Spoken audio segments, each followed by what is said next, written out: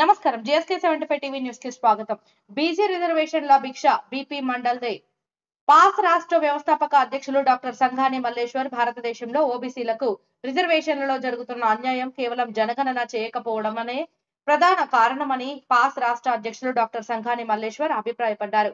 Kakatiya university Mahatma Jyotirao Phule ప్రాంగణంలో BP mandal 106వ జయంతి సందర్భంగా పూలే ఆశయ సాధన సమితి ఆధ్వర్యంలో వేడుకలు ఘనంగా నిర్వహించారు. ఈ సందర్భంగా పూలే ఆశయ సాధన సమితి రాష్ట్ర అధ్యక్షులు డాక్టర్ సంఘాని మల్లేశ్వర్ ముఖ్య అతిథిగా పాల్గొని బీపీ మండల్ చిత్రపటానికి పూలమాల వేసి నివాళులర్పించారు. అనంతరం మాట్లాడుతూ ఓబీసీలు విద్యా ఉద్యోగ రంగాల్లో అనుభవిస్తున్న రిజర్వేషన్లు నాడు బీపీ మండల్ చైర్మన్ గా ఉన్నప్పటివేనని కొనియాడారు. ఈ కార్యక్రమంలో పాస్ జిల్లా అధ్యక్షులు డాక్టర్ తాడూరి శాస్త్రి, జిల్లా ప్రధాన కార్యదర్శి డాక్టర్ నల్లాని శ్రీనివాస్, జిల్లా నాయకులు doctor Peddaboina Venkataiah, doctor Vangala Sudhakar, Kanjarla Narasimharamulu, Mote Chiranjeevi, doctor Shankar, Surender, Neelam Pranoop తదితరులు పాల్గొన్నారు.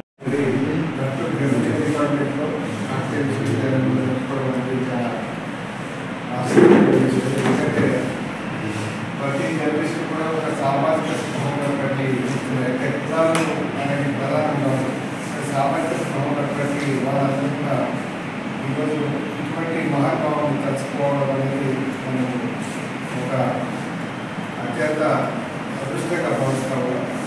వాస్తవంగా మరి బీపీ మండల్ గారు 106వ జయంతి సందర్భంగా మరి మీరు చేసిన మిత్రులందరికీ కూడా ఎందుకంటే సారు సుధాకర్ జిల్లా అధ్యక్షుడు అని చెప్పి కానీ biotechnology development department Kakatiya university మన జిల్లా ప్రెసిడెంట్ యూనివర్సిటీ మన ఎడ్యుకేషన్ డిపార్ట్మెంట్ చైర్మన్ ఎస్డిఎఫ్సి కళ్యాణ సారు మన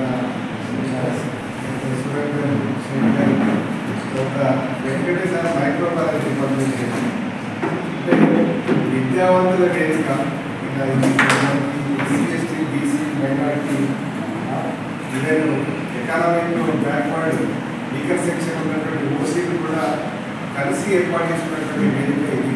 కాబట్టి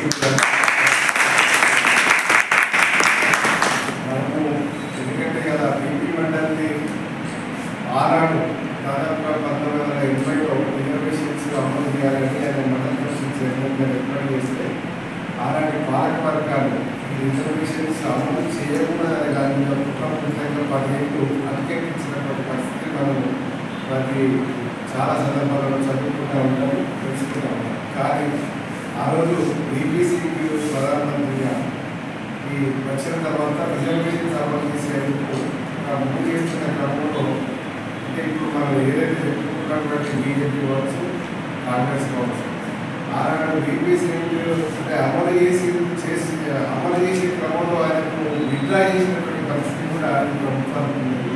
ఎందుకంటే ప్రభుత్వాలు ఓబీసీలను కావచ్చు, ఎస్సీ ఎస్టీ బీసీలు అంత పరంగా ఓటు ప్యాన్ కార్డు చూస్తామని తప్ప ఎక్కడ కూడా మనకు ఆత్మలో నిలబడే విధంగా మనకు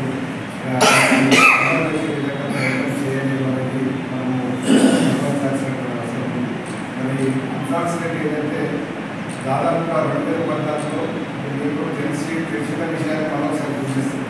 ఇంత భారత్ ఇంత కాంగ్రెస్ మీద బీజేపీ పెద్దదిన తర్వాత ఫస్ట్ చాలా అంశాలలో ప్రధాన అంశం ఏంటంటే కులగణన చేస్తామని హామీ ఇచ్చి పెద్దదినటువంటి సందర్భాన్ని 10 ఏళ్ళు ప్రభుత్వం ఉండి కూడా కులగణన చేయలేదు. కులగణన అడుగుతే ఆఖరికి జనగణన 10 ఏళ్ళకు ఒకసారి జరిగే జనగణన కూడా పనిచేసినటువంటి పరిస్థితి బీజేపీ ప్రభుత్వానికి ఉంటుందని మనం దృష్టిలో పెట్టుకోవాలి. ఎందుకంటే ఇటువంటి ఈ సామాజిక అంశాల మీద మనం అందరం ప్రశ్నించే పరిస్థితి ఉచితంగా అయినప్పుడే మనం ఇక్కడ కొంత మనకు మరగడ ఉంటుంది.